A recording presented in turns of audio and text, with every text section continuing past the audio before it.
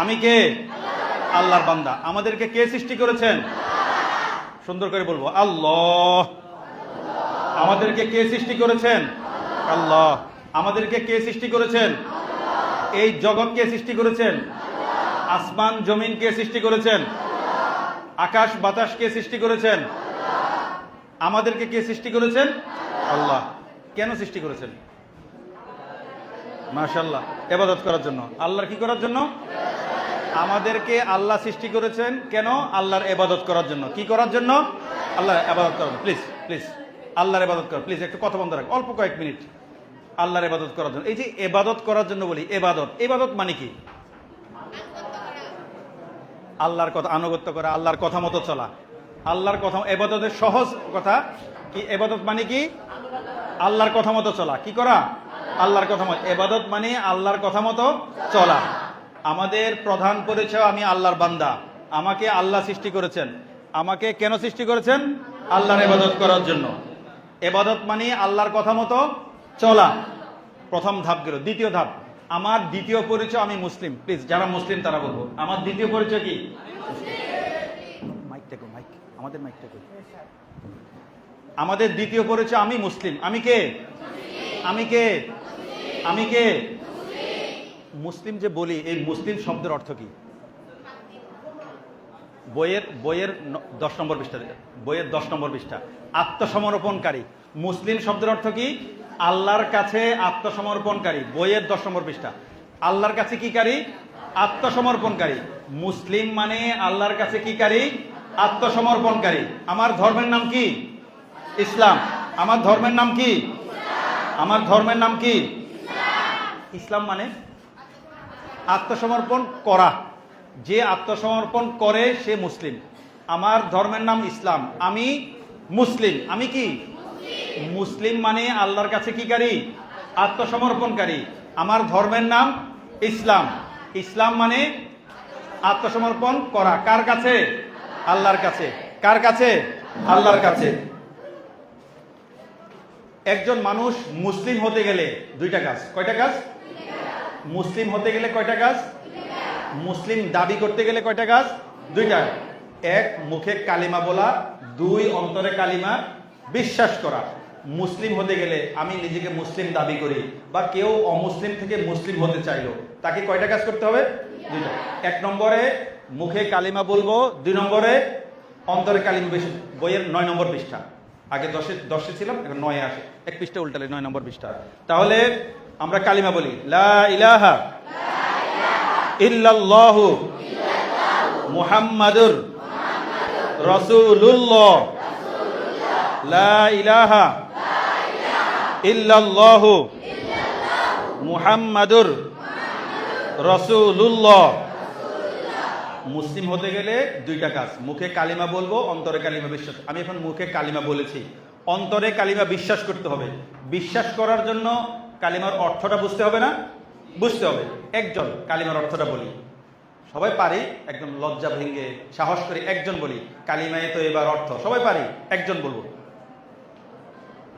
ছোট ভাই বোনদের মধ্যে একজন বলো, কালিমায়ে তো এবার অর্থ। পারি তো সবাই? একজন সাহস করো। তোমাদেরকে নকল করার সুযোগ দিয়েছি তো, 9 নম্বর পৃষ্ঠা অর্থও আছে। একজন প্লিজ। কালিমা তৈয়বার অর্থ আল্লাহ তাআলা আর কোন ইলাহ নেই। হযরত মুহাম্মদ সাল্লাল্লাহু আলাইহি ওয়াসাল্লাম চকলেট কলম কিনতে হবে আল্লাহ ও রাসূল। মাশাআল্লাহ বলো সবাই। প্লিজ বসো। তাও কেউ যখন পড়া পারে, কেউ যখন কোনো কিছু করতে পারে, তাকে আমরা কি বলবো? মাশাআল্লাহ বলবো। আরেকটা বিষয় আমরা প্র্যাকটিস করি, অতীতের কাজের জন্য আলহামদুলিল্লাহ, ভবিষ্যতের কাজের জন্য ইনশাআল্লাহ। আমরা একটু প্র্যাকটিস করি। আমি গতকাল স্কুলে এসেছি, না কি বলবো এখানে? আলহামদুলিল্লাহ না ইনশাআল্লাহ? ইনশাআল্লাহ কি বলেছি? আলহামদুলিল্লাহ। আগের কাজের জন্য আলহামদুলিল্লাহ, ভবিষ্যতের কাজের জন্য আমি গতকাল স্কুলে এসেছি, আগামীকাল স্কুলে আসব। আমি গতকাল বাড়ির কাজ করেছি, আগামীকাল বাড়ির কাজ করব। আমি গতকাল 5 ওয়াক্ত নামাজ পড়েছি, আগামীকাল 5 ওয়াক্ত নামাজ পড়ব। মনে থাকবে তো ইনশাআল্লাহ? মনে থাকবে। তাহলে আমরা আগের কথায় আসি। মুসলিম হতে গেলে কয়টা কাজ? দুইটা কাজ।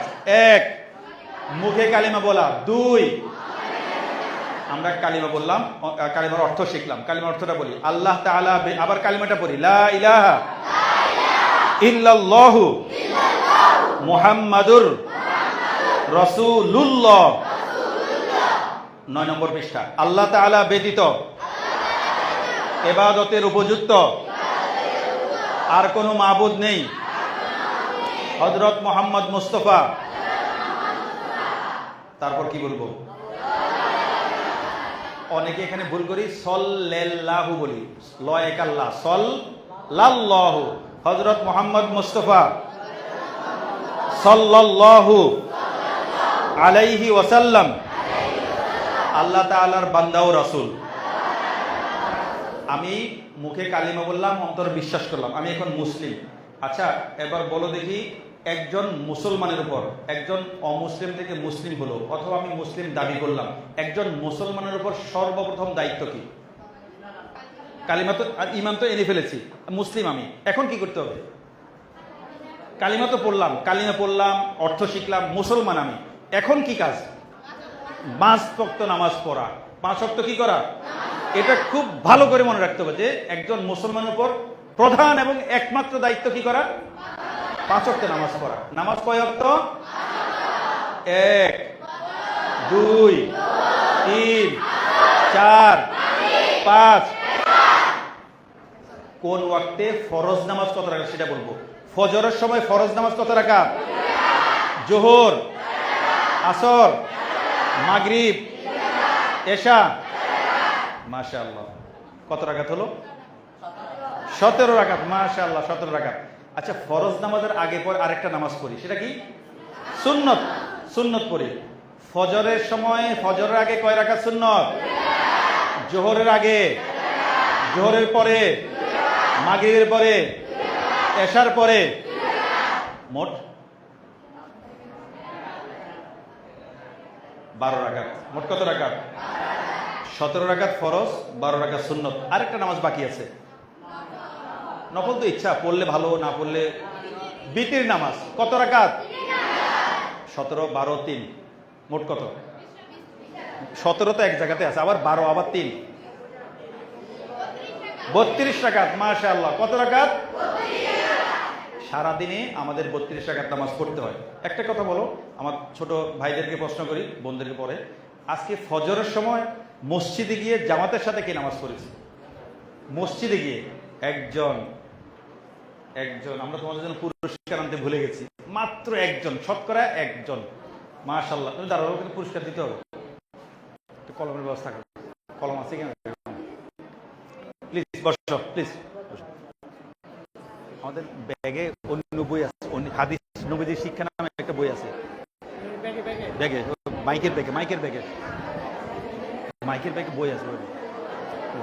প্লিজ প্লিজ প্লিজ, একটু। আমরা আজকে দেখো, এবার বোনদের মধ্যে সময় মতো নামাজ কি পড়ে? আজকে ফজর নামাজটা সময় মতো